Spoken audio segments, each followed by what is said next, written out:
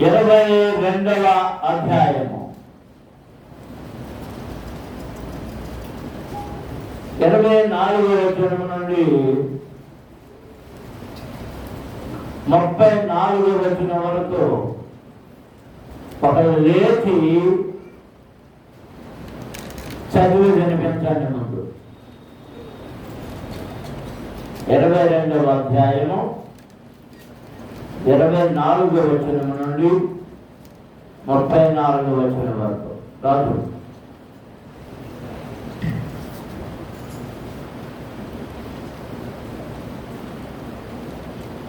తమలో ఎవడు గొప్పవాడుగా ఎంచబడినో అను వివాదము వారిలో పుట్టగా ఆయన వారితో ఇట్లనెను, అన్యజనులలో రాజులు వారి మీద ప్రభుత్వము చేయుదురు, వారి మీద అధికారము చేయువారు ఉపకారం అనబడుదురు.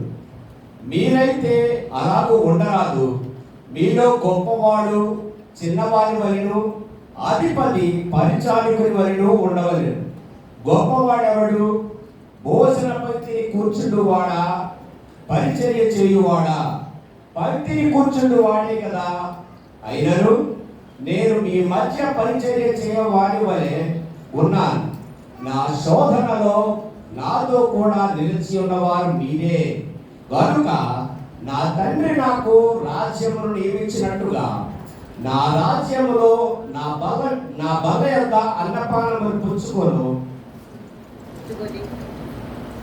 పుచ్చుకొని సింహాసనముల మీద కూర్చుండి ఇశ్రాయేలు 12 గోత్రముల వారికి మీరు తీర్పు తీర్చుటకై నేను మీకు రాజ్యమును నియమించుచున్నాను. సీమోను,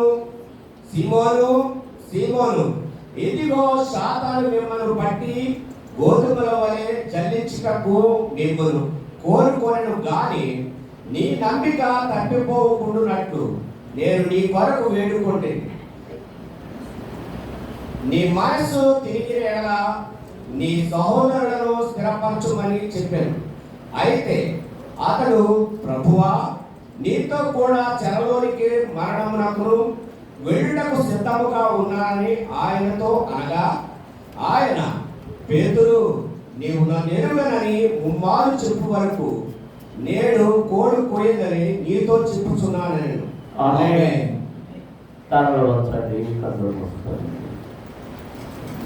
ప్రభా, ఈ వాక్యంలో నుండి నాకు నేర్పవలసిన, నేను నేర్చుకోవలసిన పాఠాలు నాకు నేర్పండి ప్రభు అని ప్రభుని అడగండి. ఎవరు మౌనంగా ఉండదు. అందరూ ప్రభుని అడగాలి. మౌనంగా ఉంటే వాక్యం నీతో మాట్లాడాలి. హల్లెలూయా, హల్లెలూయా, హల్లెలూయా, హల్లెలూయా. స్తోత్రములయ, స్తోత్రములయ, స్తోత్రములయ, స్తోత్రములయ. పరమ తండ్రి, పరిశుద్ధ ప్రభువా, జీవాధిపతి, మీకు స్తోత్రములు చెల్లిస్తున్నాను. కృప కలిగిన దేవా,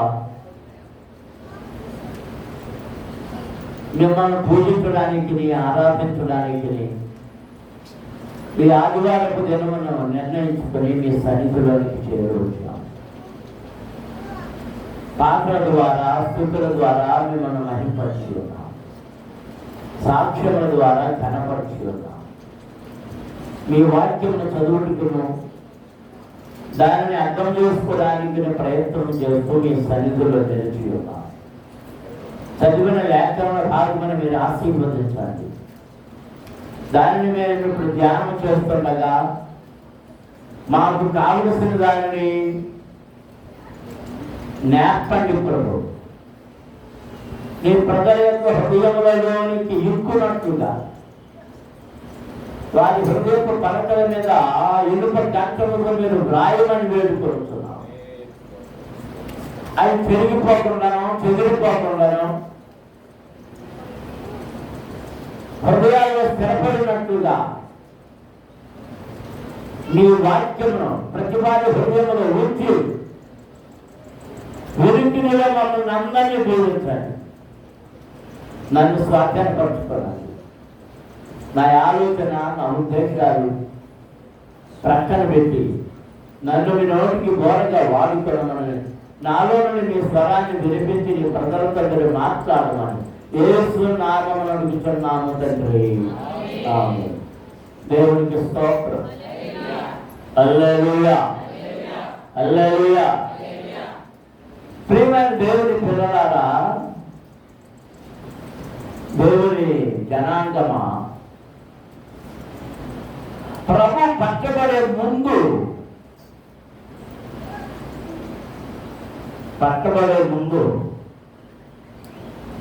పస్కా పండుగ ఆచరించడానికి వారు కూడి వచ్చినప్పుడు వారితో మాట్లాడిన మాటలు కొన్ని మనం చదువుకున్నాం. ఆ పస్కా పండుగ కూడి వచ్చారని మనం 22 ప్రారంభం నుండి చదువుతుంటే అది అర్థం 7వ వచనంలో పస్కా పశువును వధింపవలసిన పులియను రొట్టెల దినము రాగా. మా ఊళ్ళో మన యూట్యూబ్లో మనం చూశాడు. అది ఇలాగే అని చూడండి, ఏదో ఏంటన్నా డబ్బులో పెట్టి చూశాను. అది ఇచ్చేస్తున్నాడు, పడిపోతావు, పది చెంపుకుంటున్నా పడిపోతావు అన్న.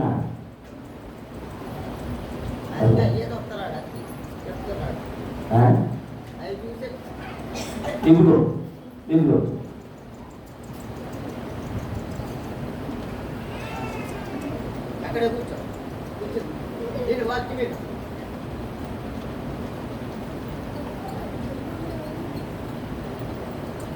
పస్కా పశువు వధింపబడవలసిన దినము రాగా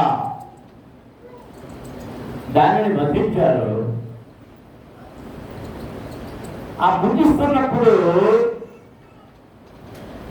ఈ అధ్యాయాన్ని మీరు ఇంటికి వెళ్ళాక మళ్ళీ మళ్ళీ మళ్ళీ చదువుకుంటే మీకు నేను చెప్పేది మాకు సరిగ్గా అర్థం అవుతుంది. అప్పుడే రొట్టెను విరిచి, ఇది నా శరీరము, ఇది నా రక్తము, ఇది క్రొత్త నిబంధన అంటూ ఆయన దాన్ని ఇచ్చిన భాగాన్ని మనం ఈ అధ్యాయంలో చూస్తూ ఉన్నాం. ఇదంతా అయిన తర్వాత ఆ రొట్టె తినేసి ఆ ద్రాక్ష రసం తాగేసి, చూడండి ఆయన 14వ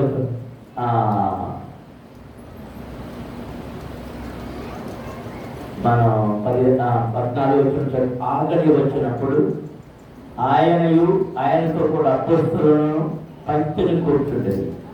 అప్పుడు ఆయన, నేను శ్రమ పడక మునుపు మీతో కూడా ఈ పస్కాను భుజింపవలనని మిక్కిలి ఆశపడుతుంది. అది దేవుని రాజ్యములో నెరవేరు వరకు ఇక ఎన్నడూ దాన్ని భుజింపనని మీతో చెప్పుతున్నానని వారితో చెప్పి, అంటే దీనికి అర్థం ఏంటో తెలుసు మీకు? ఈ పస్కా పశువులు మీతో కలిసి తర్వాత మళ్ళీ ఎప్పుడు చెప్తున్నాడు? ఎప్పుడు చెప్తున్నా అంటున్నారు?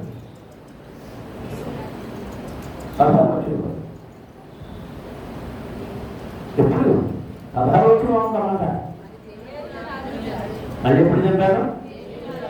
దేవుని రాజ్యంలో నెరవేరు వరకు. ప్రకటనలో ఏమంటున్నాడు? నీ హృదయ వాక్యం దగ్గర నేను నిలబడి తప్పించున్నాను. ఎవడైనాను నా స్వరమును విని తలుపు తీసివేయనా, నేను వచ్చి వానిపై నేనును నాతో కూడా అతను ఏం చేస్తాం? చేస్తాం. ఇది ఎక్కడ జరగబోతుంది? మళ్ళీ దేవుని రాజ్యములో. ఎప్పటి వరకు మీకు కలిసి భుజంపడం? ఇంకా ఏమి భుజంపడం?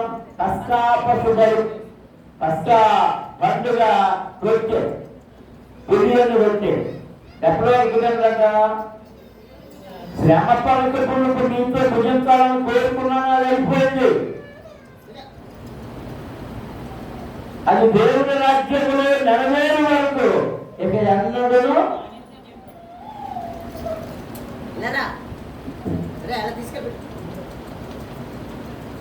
దేవుని రాజ్యములో నెరవేరే వరకు ఇక్కడ ఉండడం. అది భుజించాలంటే ఇక్కడ ఉండాలి, మళ్ళీ సంవత్సరం వరకు ఉండాలి. ఇంకా భుజించడం మళ్ళీ ఎప్పుడు భుజిస్తారు? దేవుని రాజ్యంలో. దేవునికి స్తోత్రం అని చెప్పి ఆయన చుట్టూ ఎత్తుకొని కృతజ్ఞతాస్తుతులు చెల్లించి, మీరు దీనిని తీసుకొని మీలో పంచుకోండి, ఇక మీద దేవుని రాజ్యం వచ్చే వరకు నేను ద్రాక్షారసము త్రాగనని మీతో చెప్పుతున్నాను. పిమ్మట ఆయన ఒక వ్యక్తి పట్టుకొని కృతజ్ఞతాస్తుతులు చెల్లించి దాన్ని విరిచి వారికి ఇచ్చి, ఇది మీ కొరకు ఇవ్వబడుతున్న నా శరీరము, నన్ను జ్ఞాపకం చేసుకున్నట్టు దేనిని చేయుడని చెప్పాను. ఎందుకు చేయాలట? ఇక్కడ ఈ రొట్టె విరకడం గురించి మళ్ళీ వివాదం ప్రారంభమైంది. ఆయన ఎప్పుడు విరిచాడు? ఈ రొట్టె పస్కా పండుగ అంటే సంవత్సరానికి ఒక్కసారి.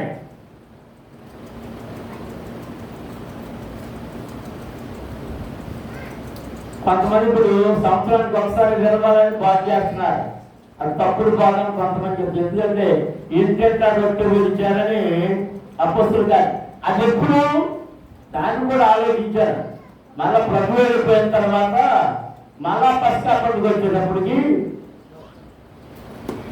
ఆ ఇంటింట ఆ పిల్లలు పెట్టే పండుగ జరగాలప్పుడు ఇంటింట శిష్యులు ఇంటింట ప్రభుని వెంబడించిన వారి ఇంటింట వారు వెళ్ళి తిన్నట్టు మనం చదువుతున్నాం. దాన్ని అర్థం మార్చేది కూడినప్పుడల్లా నామాన్ని కూడా తప్పు ప్రసంగాన్ని చెప్పచ్చు. తప్పు ఒప్పు ఎవరు నిర్ణయిస్తారు? పరలోకం అంటున్న దేవుడు నిర్ణయిస్తాడు. దేవునికి స్తోత్రం. వారం వారం తీసుకునేవారు ఉన్నారు, ప్రతిరోజు తీసుకునేవారు ఉన్నారు. పెళ్ళైన తర్వాత పెళ్ళిలో ఆ పెళ్లి కొడుకు పెళ్లి కూతురికి అక్కడ రొట్టి ఇచ్చేవాడు. ఎందుకో నాటుతున్నారు.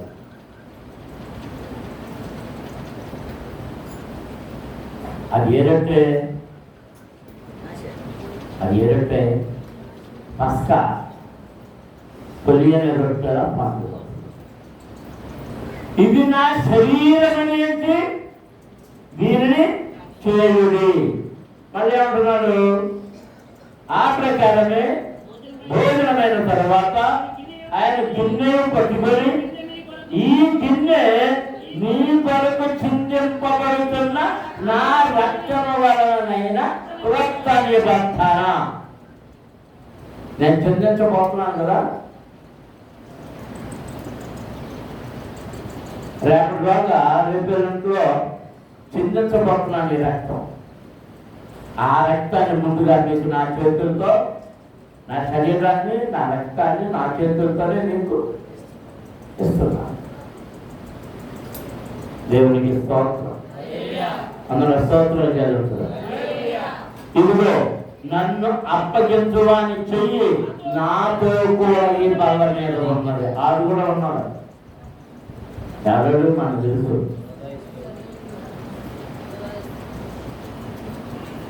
సరే, ఇవన్నీ అయిన తర్వాత రొట్టెలు అన్ని తిన్న తర్వాత ఇక్కడ మాట్లాడుకుంటున్నారు. శిష్యులు అందరూ మాట్లాడుకుంటారు. ఆయన అప్పగించేవాడు ఎవడా అని కాసేపు చర్చ జరిగింది. ఆ చర్చ మెల్లగా కొనసాగి కొన్ని మాటలు మాట్లాడుకుంటారు. కొంతమంది కూర్చుని ఒకటి మొదలెట్టి ఇంకో దాంట్లో ఇంకో దాంట్లో నుంచి ఇంకో దాంట్లో ఇంకో దాంట్లో ఇంకో దాంట్లో ఇంకో దాంట్లో ఇంకో దాంట్లో లేదు. ఎందుకో లేదా? అలాగే ఈయన అప్పగించేవాడు ఎవరు అన్నాక ప్రారంభమై మరి ఎక్కడికి వచ్చిందంటే మనలో ఎవరు గొప్పడు? ఎవరిలో? ఈ 12 మందిలో ఒకడేమో అప్పగించబోతున్నాడు. మరైతే గొప్పడు ఎవరు? సంఘంలో ముఖ్యుడు ఎవరు? సంఘ పెద్దలు అన్నారు కాబట్టి వాళ్ళ ముఖ్యుడు. సంఘ పెద్దలు ఎందుకు అన్నారు?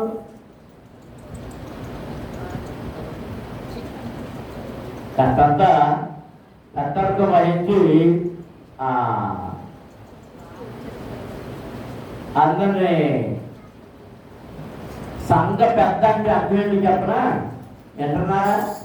వెనకాలన్న వాళ్ళు స్త్రీల్లో కూడా ఈ సంఘ పెద్దలు లిస్టు కూడా, స్త్రీల లిస్టు కూడా ఉన్నారు.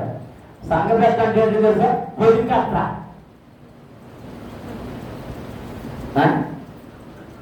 ఏంటి చెప్పండి, పొలికత్త అంటే ఏంటి?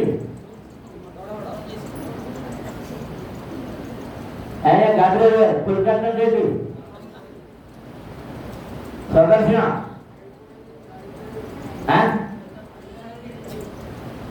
పొలికత్త ఎలా తయారు చేసేవాళ్ళు వరకు కంది మొక్కలు వేసేవాళ్ళు.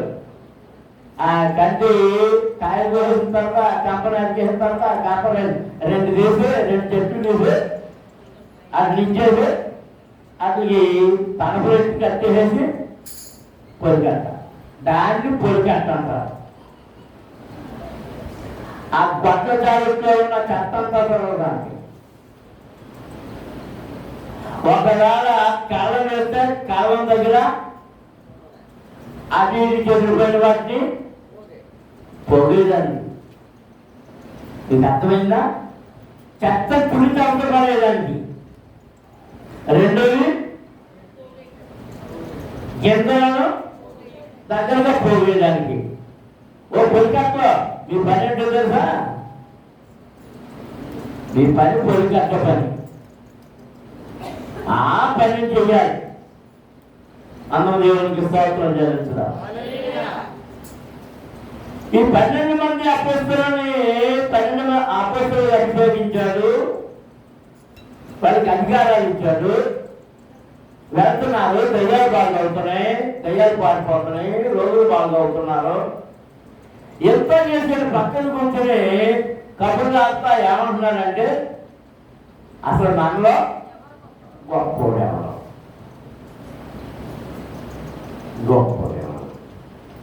ప్రభు ఇవన్నీ వింటున్నారు.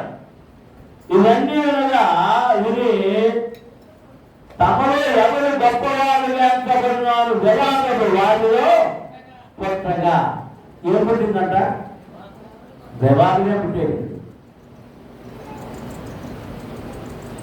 బాబు నేను అనుకుంటున్నాను, ఇది మొట్టమొదటి మొక్క ఆయనకి ఇచ్చాడు కదా, ఆడే ముఖ్యుడు. ఎందుకంటే సొమ్మంతా ఆవిడ దగ్గర ఉంటుంది, ఆ దగ్గరే ఉంటుంది. అంటే సొమ్ము ఎవరి దగ్గర ఉంది, అది ఏం చేస్తాడు అన్నమాట, గురువు గారిని అన్వేసుకుంటాడు.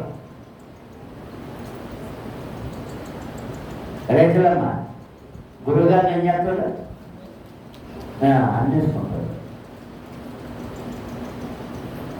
కానీ వీడే గొప్పడు అనుకున్నారు. ఇంకోటి కాదు, ప్రభువు వెంపును ఆనుకుంటున్నాను. అసలు ఎవడు? యాహాను ఆడు గొప్పడు అంటున్నాడు.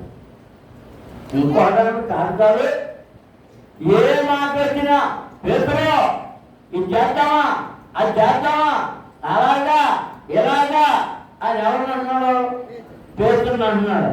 కనుక పేతురు అంటే ఒకరికొకరు వాద వివాదాలు ఆడుకున్నట్టు ఇవన్నీ వెంట అప్పుడు మాట్లాడుతున్నాడు ఆయన. ఏమని? ఆయన వారితో ఇచ్చాను, అన్య జనములలో రాజులు వారి మీద ప్రభుత్వము చేయుదురు, వారి మీద విచారము చేయు వారు ఒక్కొక్కరు అనబడుతున్నారు.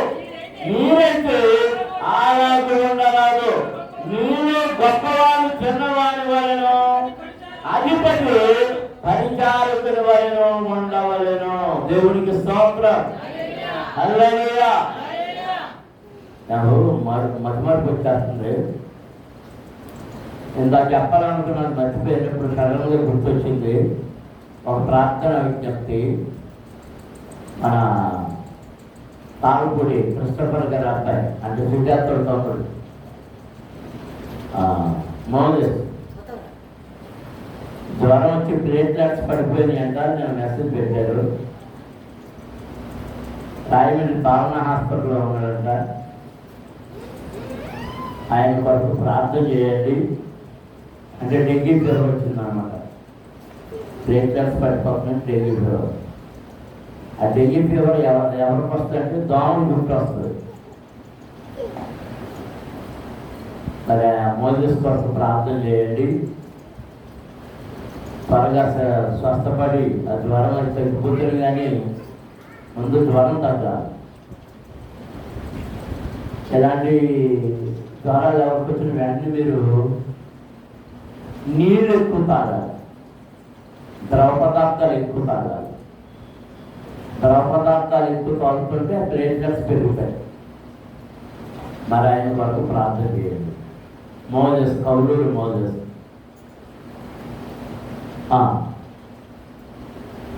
ప్రభు అంటున్నాడు, ఈ లోకంలో రాజ్యములు అయితే రాజులు రాజ్యం మీద అధికారం ఉండి ఉపకారాలు చేస్తారు.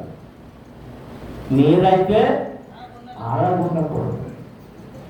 మీరు గొప్పవాడు చిన్నవాడి వలన, అధిపతి పరిచారకుని వలన ఉండవలెను. దేవునికి స్తోత్రం. హల్లెలూయా, హల్లెలూయా, హల్లెలూయా, హల్లెలూయా.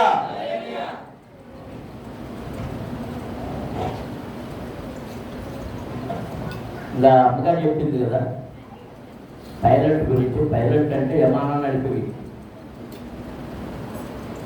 విమానంలో బోర్డులు అంతమంది ఉద్యోగస్తులు ఉంటారు. మంచినీళ్ళు అందించేవాళ్ళు, కాఫీ టిఫిన్లు అందించేవాళ్ళు, భోజనాలు పెట్టేవాళ్ళు, వాళ్ళు ఎయిర్ హోస్టెస్ ఉంటారు. ఇంజనీర్లు ఉంటారు, అదే ఇద్దరు ఉంటారు. పైలట్, కో పైలట్, ఆయన సహాయకులు. ఆ పైలట్కి లక్షల మీద ఉంటుంది జీతం.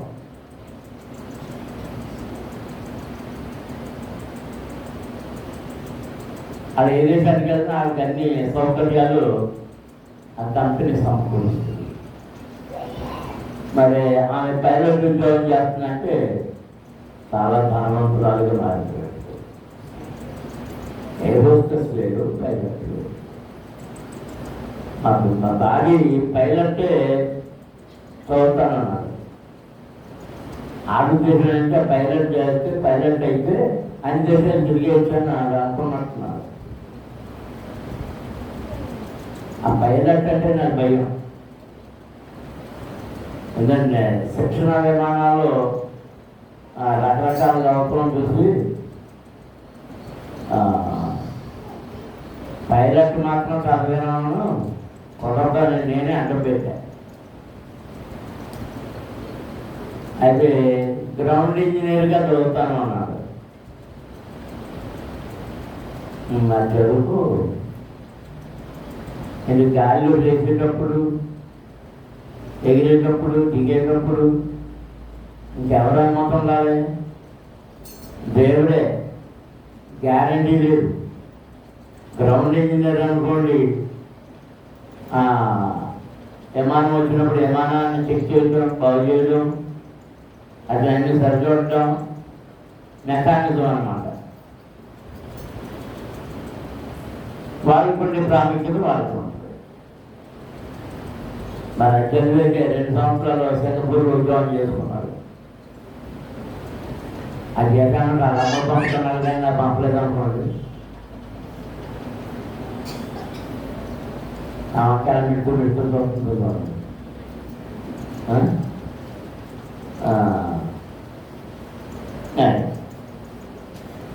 మరి పైలట్ గురించి చెప్పింది. కానీ చెన్నైలోనే ఒక సంఘంలో ఒక సాక్ష్యం.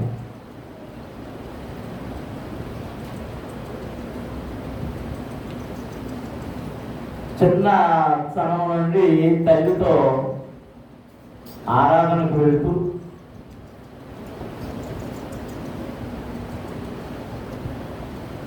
తండ్రి లేడు,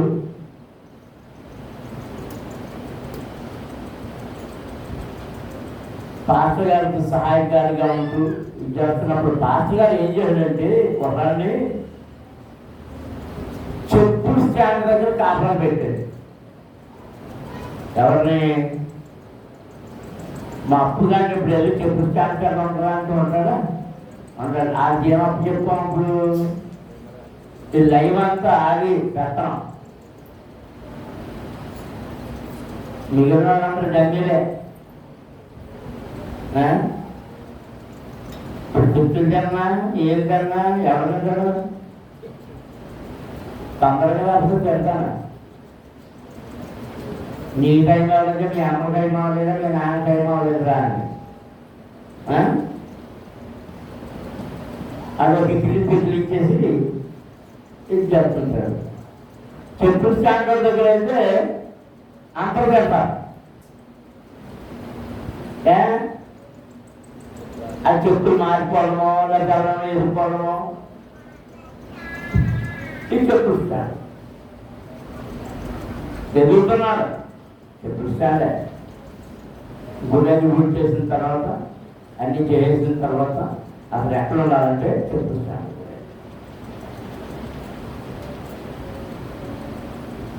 అలా చదువు నిమిత్తం అలాగే అయిపోయాడు.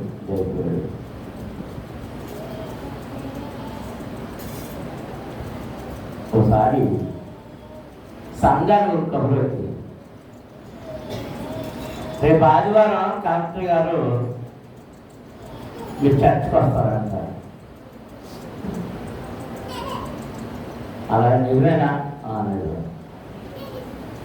ఆదివారం పొద్దున్న మళ్ళీ కబురు వచ్చింది, వస్తున్నారు వాళ్ళు. వీళ్ళందరూ దండలు అయి పట్టుకుని రెడీగా ఉన్నారు.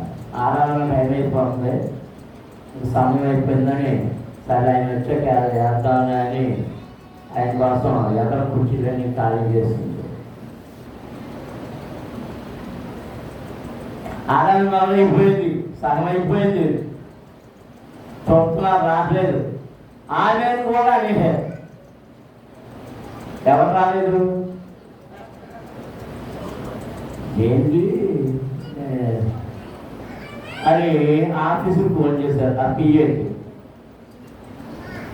అదేంటంటే వచ్చారు, పొద్దున్న 9ంటికే వచ్చారు, మీకు ఖచ్చితంగా మేమే ఆ జీపులో దింపే సరిపోయామన్నారు.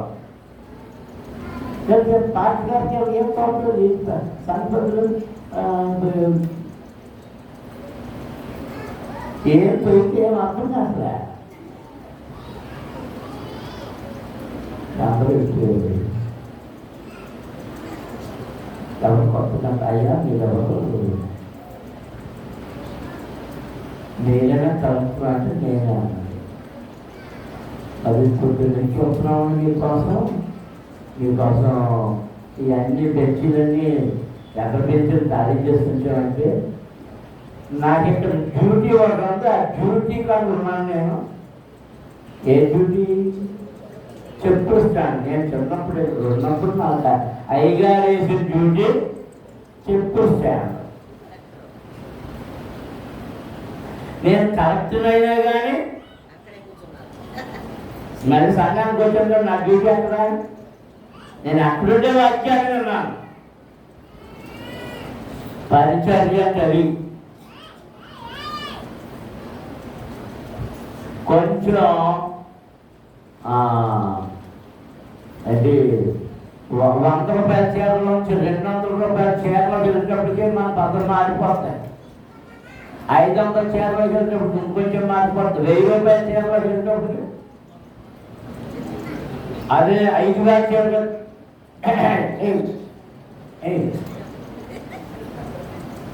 అయిపోతాయి.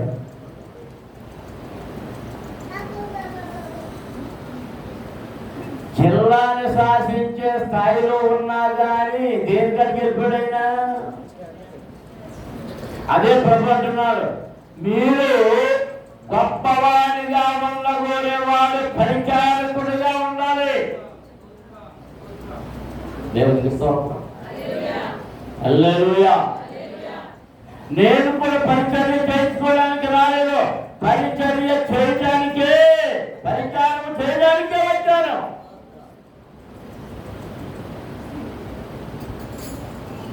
మాటలు సంతోషించేవారు స్తోత్రాలు చెల్లించండి. హల్లెలూయా, హల్లెలూయా, హల్లెలూయా. ఎదటి వాడు వేసుకున్న బట్టలకి గౌరవం ఇవ్వద్దు, పదవులకి వాటికి కాదు గౌరవం ఇవ్వాల్సిందే. వాటి హృదయము దేవునికి ఇష్టమైనదా ఇష్టమైనదా దానిని బట్టి నీవు గౌరవం ఇవ్వాలి. దేవునికి స్తోత్రం. అంతరంగములను పరిశీలించేవాడు నీ అంతరంగమును పరిశీలించి ఆయనకు అనుకూలమైందైతే, ఆయనకి ఇష్టమైందైతే వారి ఎడల ఆయన ప్రీతి కలిగిన వాడిగా ఉంటున్నాడు. నీవు దేవునికి ప్రీతిగా ఉండగోరుతున్నావా? అయితే తగ్గింపు మనస్తత్వము కలిగి ఉండాలి, తగ్గించుకోవాలి, నిన్ను నేను తగ్గించుకోవాలి. అందరం చేతులెత్తి దేవునికి స్తోత్రం. హల్లెలూయా, హల్లెలూయా, హల్లెలూయా, హల్లెలూయా. మన అమ్మగారు వచ్చిందా? వచ్చిందా?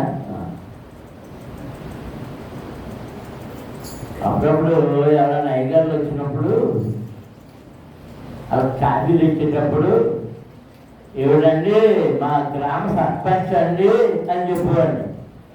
అది టీతో కాఫీ తాగి మానేసి కట్టెక్కిపోతుంది. ఏం చేస్తుందో కొంచెం ఎవడేం చేస్తుంది, ఆ కాఫీలు పెడతాం, అది భోజనాలు కూడా పెడతాం. ఇవన్నీ అది అర్థమయ్యేది కాదు.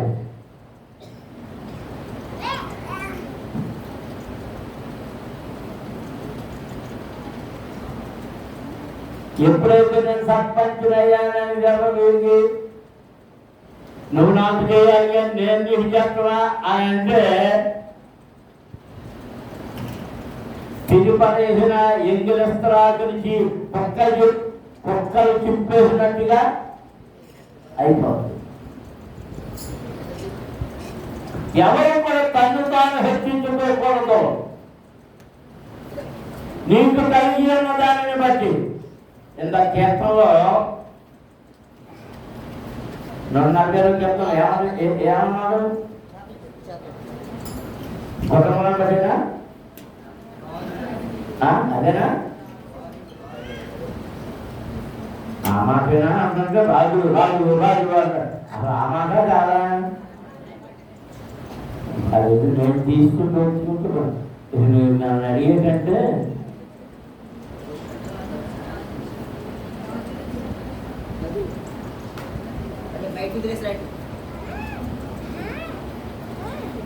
రాజుల చేతనైనను నరుల చేతనైనను రక్షణ కలుగదు, వారిని నమ్ముకొనకుడి. ఎవరిని నమ్ముకోకూడదు? రాజులను నమ్ముతున్నావు, నరులను నమ్ముతున్నావు, పెద్దలను నమ్ముతున్నావు. ఎవరో ఆళ్ళందు ఏళ్ళందు అని నమ్ముతున్నావు. ఆ ఎండ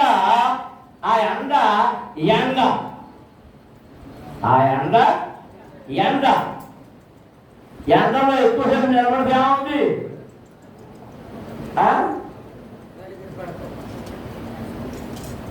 ఎండ బాగుంది కదా అని నువ్వేదో ఆరబోసావు. 4 గంటలకి ఎండమైపోయింది. ఇది ఆరిపోయినా అది వెళ్ళిపోతుంది. తాడి చెట్టు నీడ సాగిపోయినట్టుగా సాగిపోతుంది. ఆ ఎండ నిలవదు. దేన్ని చూసి మనం గర్వించకూడదు. వాటి వలన మనకు ప్రయోజనం ఉండదు. ప్రభు అంటున్నాడు, మీరైతే అలాగే ఉండరాదు, మీరే గొప్పవాడు చిన్నవాడి వలెను, అధిపతి పరిచారకుల వలన ఉండవలను. గొప్పవాడు భోజన పత్తిని కూర్చుండువాడా, పరిచర్య చేయువాడా. ఎవరు గొప్పడు? టేబుల్ దగ్గర కూర్చుని తినేవాడా, వడ్డించేవాడా? కూర్చున్నవాడే.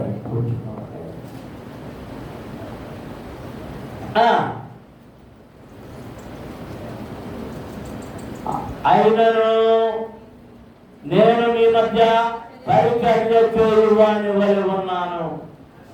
నా శోధనలలో నాతో కూడా నిలిచి ఉన్నవారు మీరే గనుక నా తండ్రి నాకు రాజ్యమును నియమించినట్టుగా నా రాజ్యములో నా ధర్మ యొక్క అన్నపానములు పుచ్చుకొని సింహాసనముల మీద కూర్చుండి ఇశ్రాయేలు 12 గోత్రముల వారికి మీరు తీర్పు తీర్చుటకై నేను మీకు రాజ్యమును నియమించుతున్నాను.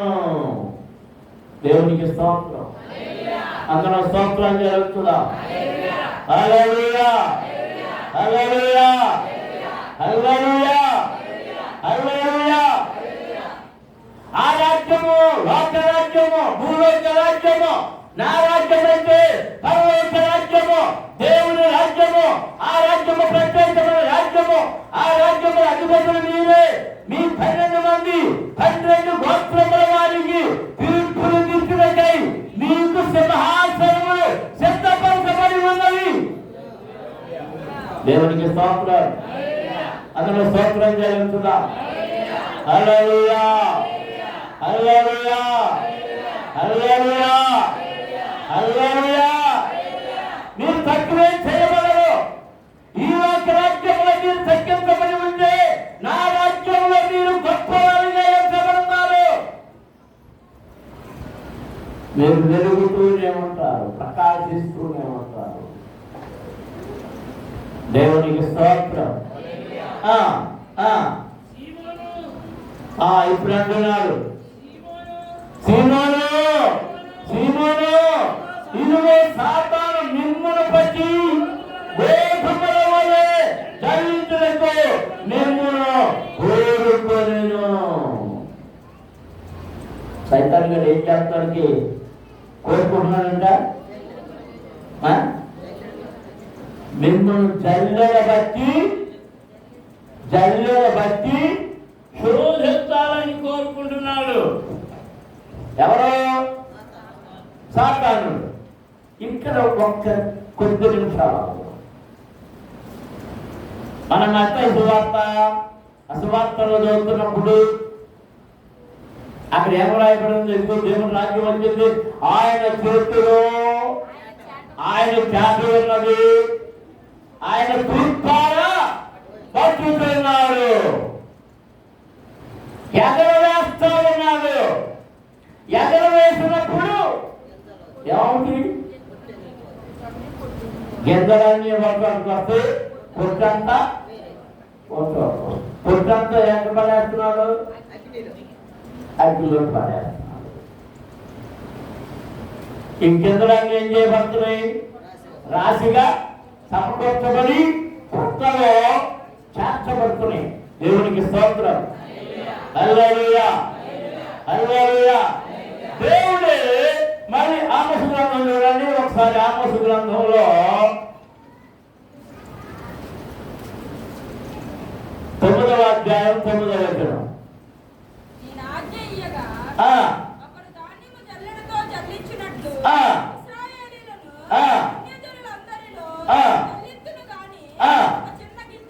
ఒక్క చిన్న గింజైనా నేల రాలదు.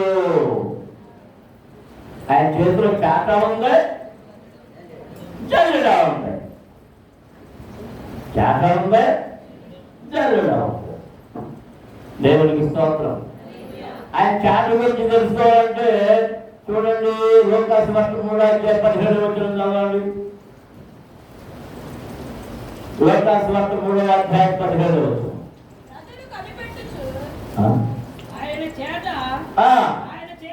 నువ్వేం చదువుతున్నావు? ప్రభుత్వం ఎంత అనుకున్నారమ్మా?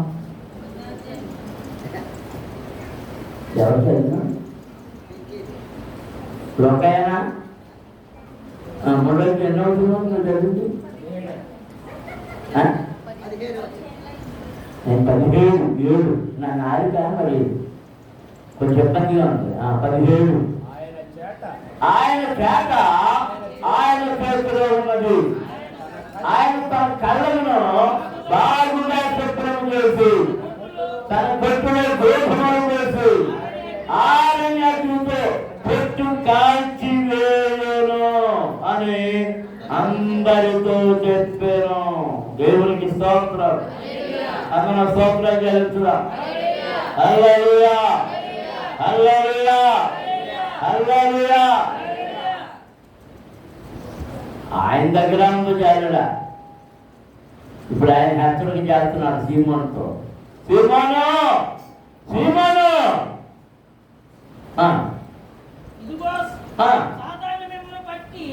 సాతాను మిమ్మల్ని పట్టుకొని గోధుమల వలె జల్లించుటకు కోరుకొని మిమ్మల్ని కోరుకుంటున్నాడు. మిమ్మల్ని జల్లించాలి. మిమ్మల్ని ఏ విధంగానైనాను జల్లించి పొట్టుగా మార్చేయాలి. ఆ పొట్టులో పడిపోవాలని కోరుకుంటున్నాడు. పాప మీకు ఇప్పుడున్న తరాలకి, పాత తరాలకి తెలుసు చెరగడం వచ్చినాడు. ఎంతమంది చేప చెరగడం. ఇప్పుడు చెరగడం అంటే ఏంటి?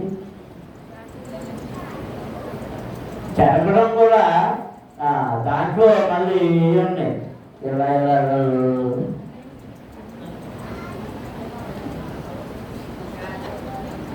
రానోళ్ళు ఉంటారు తప్ప ఇది రాదు. కొంతమంది బిజీ వచ్చి కానీ ఇది రాదు. కొంతమంది ఎంత కావాలి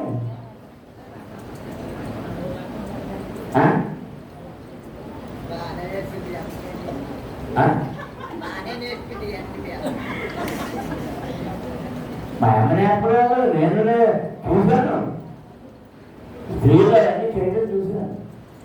ఇదంతా అయిన తర్వాత అప్పుడు ఇప్పుడు పరిస్థితులు వేరు కనుక అది చెరగడం. చెరిగేసిన తర్వాత ఆ వచ్చిన ఒడ్లు రాళ్ళు అని తీసి పారేస్తున్నారు. మళ్ళీ బియ్యం జరిగేటప్పుడు నేవడం. నేవడం అని చూసా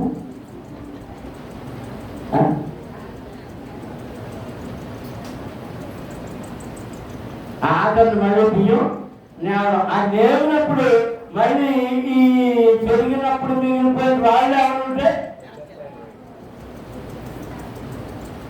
సైతాన్ని మేము జల్లుని జల్లించినట్టుగా జల్లించాలని చూస్తున్నాడు. మిమ్మల్ని భక్తులు ఏదైనా సరే జల్లు చేస్తాడు. ఆయన వెంబడించిన వాళ్ళు జల్లని చేస్తున్నాడు.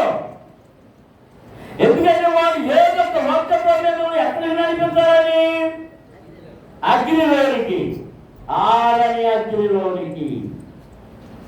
దేవునికి స్తోత్రం. హల్లెలూయా. వారు కోరుకుంటున్నాడు. సీమోను, సీమోను, ఇదిగో సాతాను మిమ్మల్ని బట్టి గోధుమల వలె జల్లించుటకు మిమ్మల్ని కోరుకొనెను. కానీ నీ నన్ను తప్పిపోకుండానట్లు నేను నీ కొరకు వేడుకొచ్చిని. నేను నీ కొరకు వేడుకొచ్చిని. ఎవరిని? పరలోకమందున్న తండ్రిని. దేవునికి స్తోత్రం. తండ్రి, ఇదిగో వాడు జల్లిస్తే, సాతానుడు జల్లిస్తే ఏ పొరపాటులో నీవు సీమోన్ని నీ గురించే వేడుకున్నాను. బలాయి అన్నాడు. ఆ కింద మనం చదివితే అదే మరణం వరకు నేను నిన్ను విడిచిపెట్టనయ్యా అంటే అన్నాడు. ఒరే ఈ మాటలు మానే కాసేపట్లో నువ్వు కోడి కుయ్యక ముందు 3 సార్లు నువ్వు నన్ను అడగమంటావు. జల్లించమంటది. ఇప్పుడు ఎవరన్నా వచ్చి అక్కడ ఇవాళ ఎంఆర్ఓ గారు అక్కడ నిలబడి పేరు రాసుకుంటాడంట. అంటే ఇవాళ గుళ్ళు ఎవరైనా కనబడతారా? రాజు నువ్వు కనబడరా? ఏమన్నా అనుమానమే.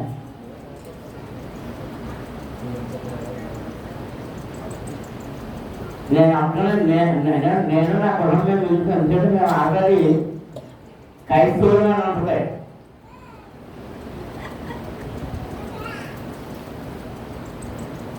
జల్లెడ పడుతున్నారు. జల్లెడ అంటే శ్రమ. ఊరికి తిరుగుతూ ఉంటారు, ఎగరేస్తూ ఉంటారు. కదిలిపోతూ ఉంటుంది. మన పునాదులు కదిలిపోతూ ఉంటాయి. మన హృదయాలు కలవరం చేస్తుంటాయి. అందుకే మీ హృదయంలో కలవర పడనీయకుడి ప్రభు ముందుగానే హెచ్చరించారు.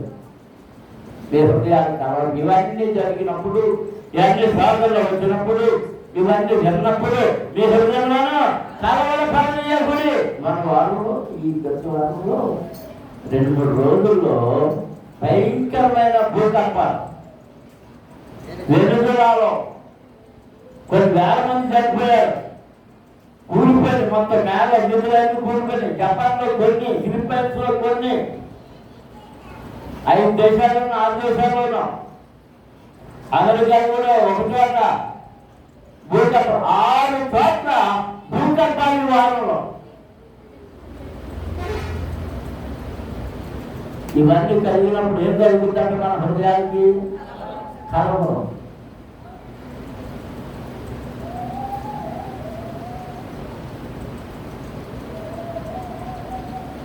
కరువు రణము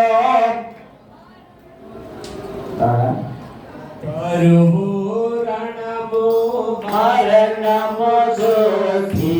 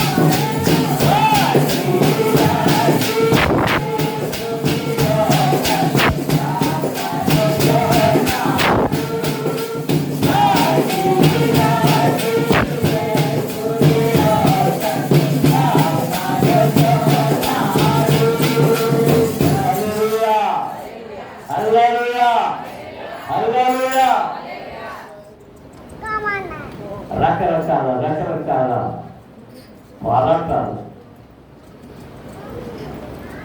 ఇంట్లో పోరాటం, ఊరిలో పోరాటం, మనసులో పోరాటం, చుట్టూ పోరాటం, పేటలో పోరాటం, వీధిలో పోరాటం, ఊళ్ళో పోరాటం. ఎక్కడ చూసినా పోరాటముతో నిన్ను సాధారణుడు చర్యన పడుతున్నాడు. నీ హృదయమును కలవర పడనీయొద్దు. ఎందుకంటే ప్రభువు నీ కొరకు తండ్రి దగ్గర వేడుకుంటున్నాడు. దేవునికి స్తోత్రం. హల్లెలూయా, హల్లెలూయా. నేను బలహీనతలో ఉండి నన్ను బలహీనత కలిగి ఉన్నానయ్యా, నా విశ్వాసం తప్పిపోతుందని వేడుస్తూ ఉంటే నీ పక్షమున, నీ తరపున తండ్రి దగ్గర ఆయన కోరుకుంటున్నాను. దేవునికి స్తోత్రం. హల్లెలూయా. నేను నాకు శ్రావణి మెసేజ్ పెట్టి పడిపోతాను కానీ నేను ప్రసంగం చేస్తూ మన జీవంతో కలిసి వస్తుంది.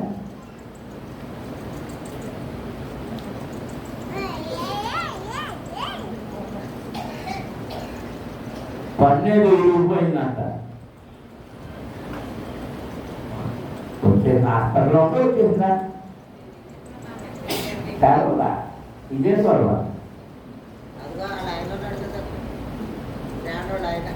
ఆ నిద్రపోయేమో ఉన్నాడా వెళ్ళిపోయా.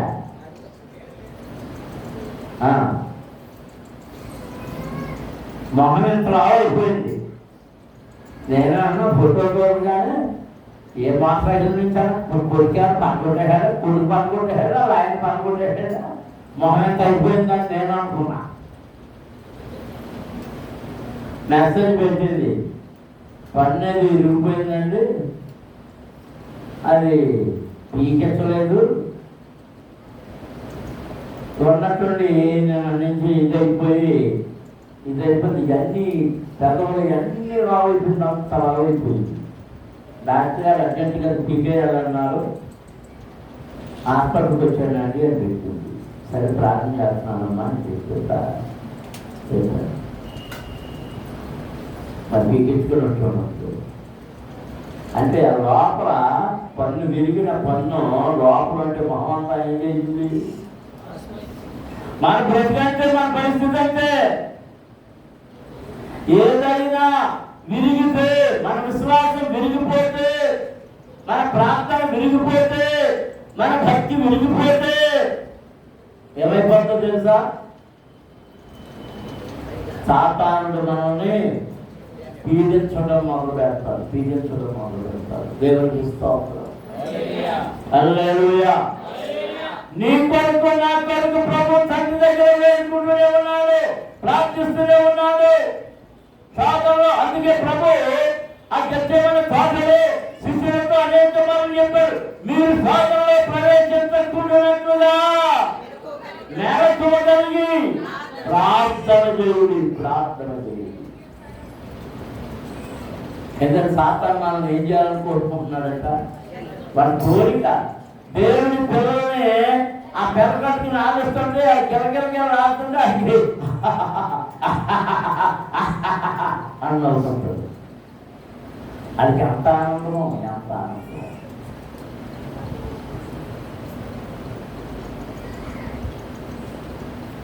నువ్వు ఆదివారం పారాయణకు రాకుండా ఉండాలని కోరుకుంటాడు. మంగళవారపు ప్రార్థన గుడికి రాకుండా ఉండాలని కోరుకుంటాడు.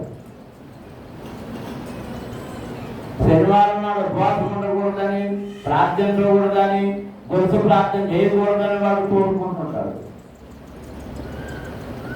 నువ్వు కానీ ప్రార్థనకు మోకరించి ప్రార్థన చేయడం మొదలు పెడితే అది ఎంత కిరగలాడిపోతాడో, ఎంత కొడుకులాడిపోతాడో అది కొట్టేసుకుంటాడు.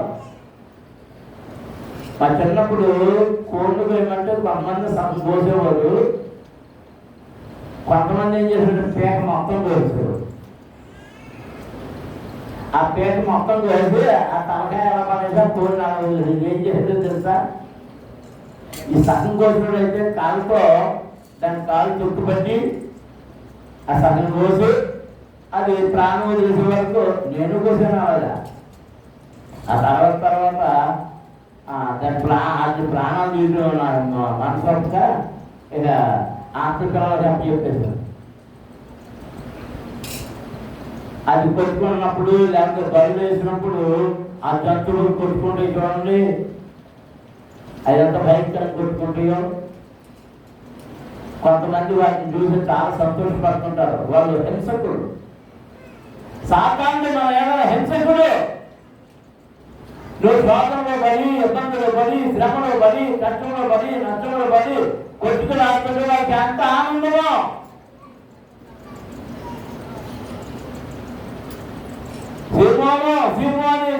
సీమోని పేరు కాదు, ఈ మధ్య సభ్యులు నిన్ను పిలుస్తున్నాడు ఈ పేరు పెట్టి. ప్రిస్కెల్లాని పిలుస్తున్నాడు, రేచలని పిలుస్తున్నాడు, లక్ష్మమ్మని పిలుస్తున్నాడు, మేరమ్మ నిన్ను పిలుస్తున్నాడు, ధర్మదాత నిన్ను పిలుస్తున్నాడు, విజయమ్మ అని నిన్ను పిలుస్తున్నాడు. అందరిని పిలుస్తున్నాడు ప్రభు. పేరు పెట్టి చెప్తున్నాను. నీ పేరు పెట్టి అని ఏం చెప్తున్నాడు తెలుసా? సాతాను ఏం కోరుకుంటున్నాడంట?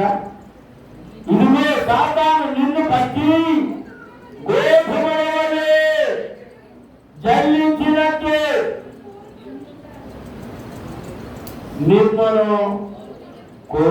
నిన్ను కోరుకుంటున్నాను. అయితే మన పక్షాన తండ్రి దగ్గర ఎవరు విజ్ఞాపన చేస్తున్నారు? మన రక్షకుడు, మన ప్రభువు, మన విమోచకుడు తండ్రి దగ్గర ప్రార్థన చేస్తున్నాడు. ఎందుకంటే నీ నమ్మిక తప్పుకోకూడదు, నీ భక్తి తప్పుకోకూడదు, నీ విశ్వాసం తప్పుకోకూడదు, నువ్వు పడిపోకూడదు, నువ్వు చనిపోకూడదు, నువ్వు ప్రభువుని కొరకు కాచిన రక్తపు విలువ నాశనమైపోకూడదు, అది నేలపాలైపోకూడదని ప్రభు నువ్వు సాతానుతో సహకరిస్తే వాడితో నీ ప్రయాణం సాతానుతోనా దేవునితోనా? మోకరించండి. మన ప్రయాణం ఎవరితో? మనము ప్రభుత్వ ప్రయాణాన్ని మానుకోవాలని సాతాను కోరుకుంటున్నాడు. నీ ప్రయాణం ప్రభుత్వం సాగిస్తావా, లేక సాతాను ప్రక్కకి వెళ్ళిపోతావా? నువ్వేం కోరుకుంటున్నావు? సాతాను అనేక ఆటంకాలతో నిన్ను లొంగవేసుకోవడానికి కల్పిస్తున్నాడు. వాటిని చూసి భయపడుతున్నావా? వాటిని చూసి నువ్వు కంగారు పడుతున్నావా? కానీ ప్రభు నీ నిమిత్తం తండ్రి దగ్గర విజ్ఞాపన చేస్తున్నాడని గుర్తుపెట్టుకో.